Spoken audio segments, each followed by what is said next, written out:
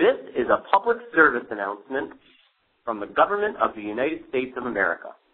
Today, August 6th, President Lyndon Johnson signed the Voting Rights Act. This law makes it illegal for any government, be it local, state, or federal, to deny anyone the right to vote due to their race or ethnicity. Here is some of what President Johnson had to say about the law after he signed it this afternoon.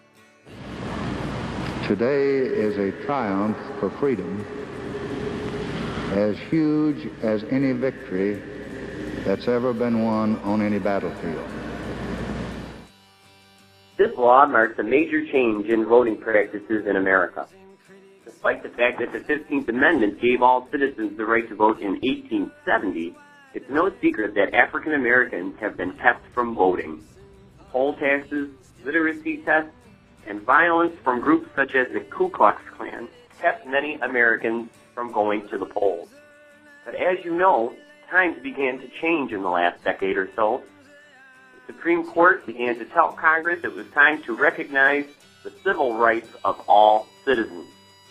Many African Americans did begin to try to vote, backed by the Civil Rights Act. But many of them were often met with violence. Last summer, 3 civil rights workers were murdered for trying to help African Americans to register to vote in the South.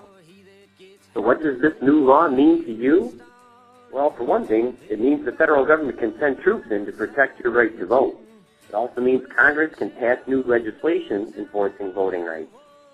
African Americans can now register to vote without the threat of violence. If you'd like to register, simply go to your local post office or local library and ask for the papers. This has been a public service announcement paid for by the government of the United States.